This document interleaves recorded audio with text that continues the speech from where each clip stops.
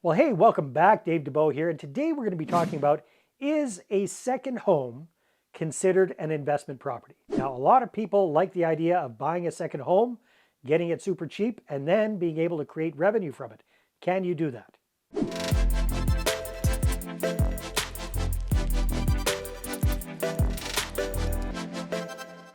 So today we're going to be taking a look at buying a second home, and can that be considered a rental property? Can you use it as a rental property? So we're going to take a look at why would you want to do that? What are the pros? What are the cons? Who typically is doing this? And what are some other options if you want to buy investment properties? Stay tuned. Okay, so first things first, let's take a look at what is the actual definition of a second home. So I had to print this out, so I'm going to read this for you so I've got the exact definition.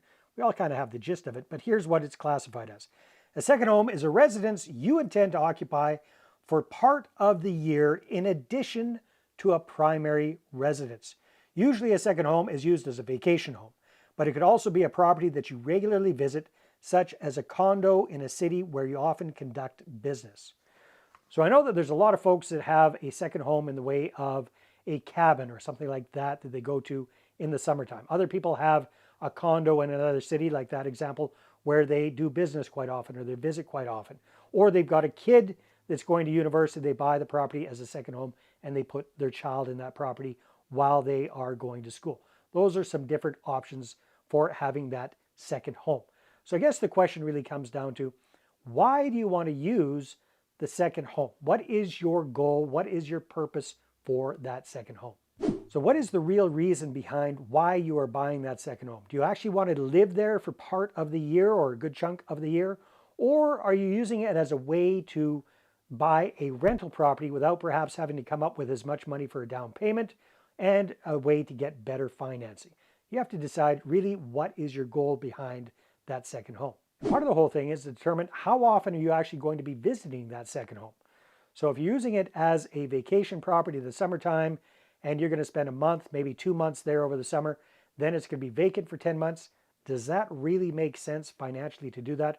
Or would it be better for you to rent somebody else's property and use that temporarily? It depends on how often you're actually going to be using that property. On the other hand, if you're going to be visiting that property once a month for doing business or something like that, and it's a lot cheaper to stay there than it is to rent an Airbnb or to stay at a hotel, something like that, then that might make good sense for having that as a second home. So at what point and how are you going to turn that second home into an actual money maker? That's the big question, right? So how do you turn that second home into a way to create cash flow?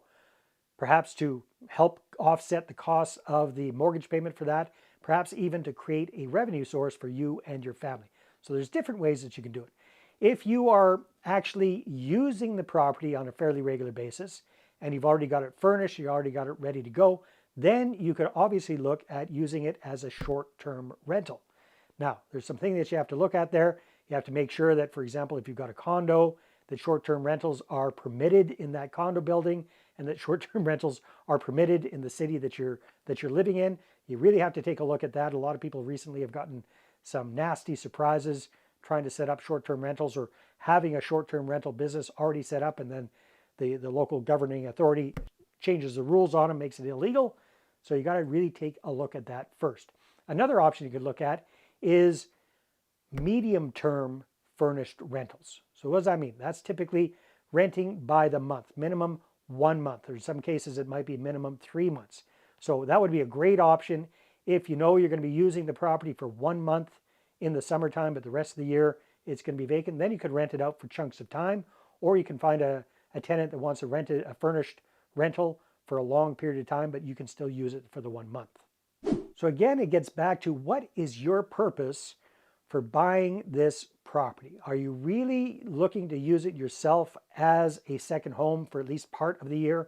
Or are you really looking at this as a way of getting into a rental property, a revenue property on the cheap? In other words, if you're buying this as a second home, you're probably going to be able to get a much lower down payment. You won't have to come up with 20 or 25%. You can probably get in for around 10% down. Plus, if you're using this as a second residence, chances are your interest rate is going to be a lot lower than if you're buying it as a rental property. That's the real reason a lot of people buy a second home, is it's a sneaky way to get cheap financing on a rental property. And hey, you know what? No judgment. Do what you need to do. That's fine. But here's the thing. You can only really do that once. You can't buy a third, second property, second home, right? Or fourth. You could, but I mean, you're not going to get the same kind of financing on that. So here's the trick. Here's the question. Here's what you have to think to yourself.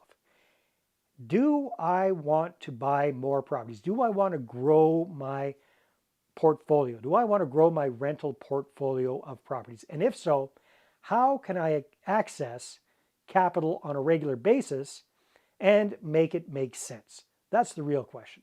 And I think I've got the right solution for you. So if you're looking for creative ways to be able to buy more properties, here's a really creative way for you.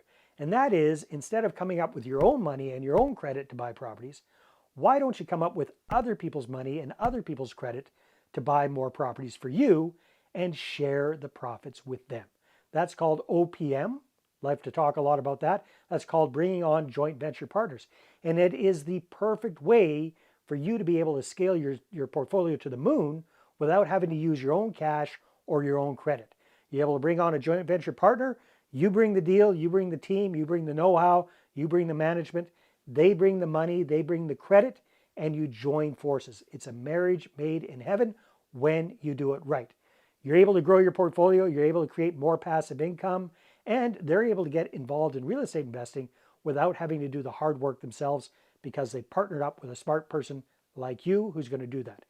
And you share the profits. Win-win situation. And here's a little OPM tip and trick for you. And that's all about attracting capital. And it's about, instead of you chasing after people, cold calling, dialing for dollars, networking, schmoozing, turning every conversation into a real estate conversation, MLM style, instead, what we want to do, what we want to focus on, what I want you to think about is how can I attract joint venture partners to me? And here's the good news. It's not as tough as you might think. In fact, if you've got the right system, it's really quite straightforward. And it's all about, here's the gist of it. It's all about creating curiosity. It's getting the word out to a specific target group of people who you already have a pre-existing relationship with and creating curiosity. Constant, consistent, edutaining communication. This is the marketing that we're going to be using.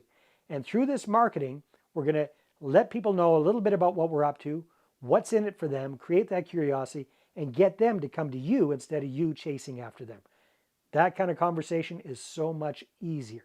And that is the perfect way to bring investors on board. Now, if you're interested in learning more about that, I've got the perfect resource for you. It's my book. It's called Money Partner Formula. I'm going to put the link to that in the description below, or you can go to investorattractionbook.com and get your copy today.